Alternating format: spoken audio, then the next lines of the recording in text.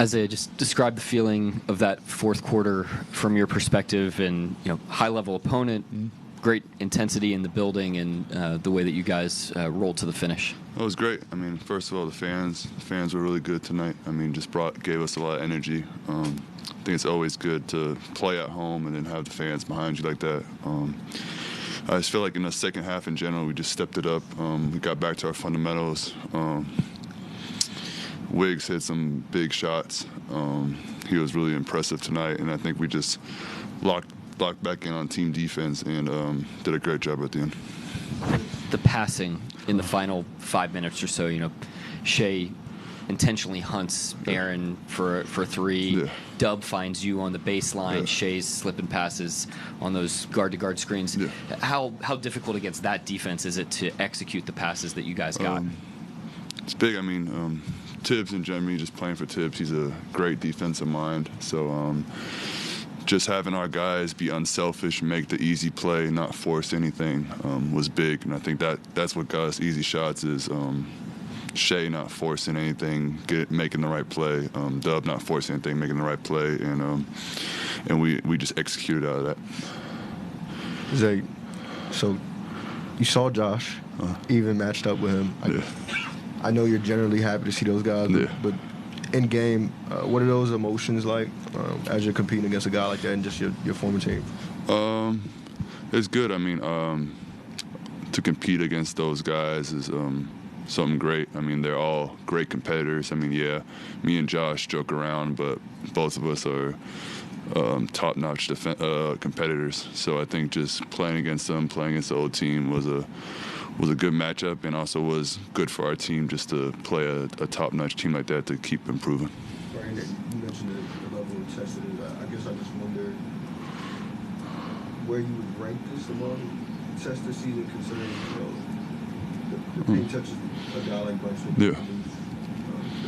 The way Caleb shot the ball, how physical Cap is, just the well-rounded kind of attack. It's definitely up there. I mean, them coming off a 9-game winning streak, for us to come in, not have a great first half, but then kind of readjust to come back in. I think we learned a lot today, and I think these games and then the next game against Boston, against Cleveland, I think those games are going to be important for us to keep learning and keep building.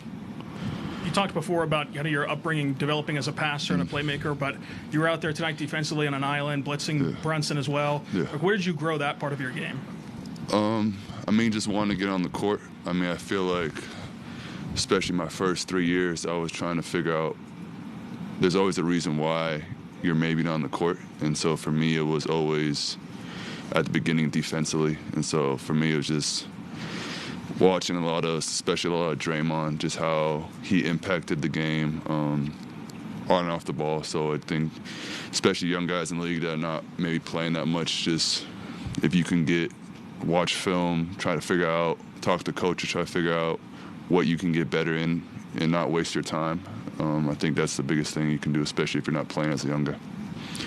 You had 7 assists tonight. That was tied for the lead in the game. Yeah. Just can you talk about your teammates, how easy it makes it for you to play make and find these guys to get these assists? Yeah, they do a great job of they're starting to cut a lot more now and just knowing I'm going to get them open. I mean, I feel like every game is different, especially for me in my role.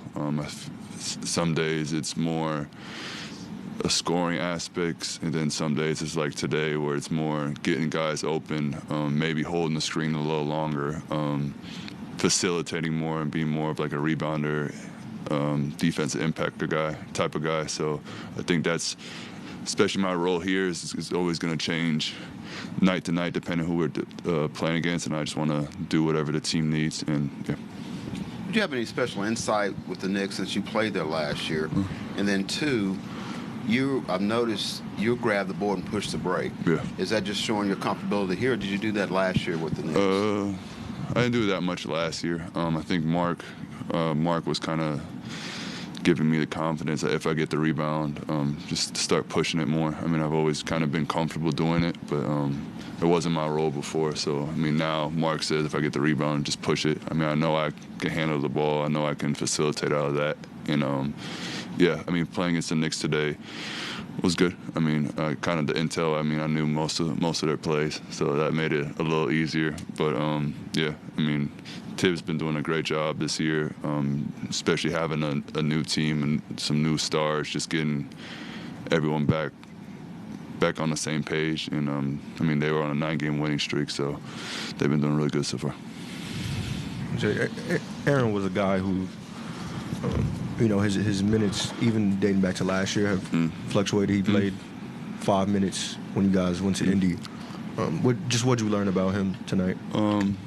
Just that he stays ready. I mean, we all knew how good of a player is, but I mean, that's kind of the thing when you got a guy like Sam Presti who's so good at his job that sometimes you just have too many players at some point. So we all knew he's a great player in the league, and then whenever he gets his minutes, he shows up, and I think that's the most impressive, that he stays ready. Had another thing, the last 2 or 3 games, big games for us, and I think that's been really impressive. And then you've played for both these organizations, and Tibbs usually runs his guys 40, 45 minutes just on a nightly basis. Mark likes to go 10, sometimes 11 deep. And back-to-back seasons, can you just compare and contrast just the different styles? It's different. I mean, I think both. I mean, Tibbs, I think a lot of people think that, like, when you're playing with Tibbs, you're also practicing every day. You're not doing that. Most of the times, especially if you're playing a lot, you're getting off most of the days. So I think he's changing that aspect. Yeah, he's going to play you a lot, but you're going to get your off days. And I think Mark's different in that aspect that, I mean, we also have a deeper team, so he has the luxury of playing 10 guys. But yeah, I mean, they're different in that aspect. Both great coaches, both great basketball minds, and yeah. Last year, this was the youngest 1 seed in league history. There's often like the cliche that people talk about: teams have to take their lumps, they have to get their playoff scars. Do you think that teams can get their scars just sort of in the regular season, or does that have to be something in the playoffs? It's depending how you approach it. I mean, I feel like Mark does a good job of making sure each game, no matter how the game is, no matter who we're playing, we're building the right habits, and I think that's important. I think you can't start building the right habits 5 games before the playoffs, and so I think we do a good job here of just making sure we're building the right habits. It doesn't matter who we're playing against, so yeah.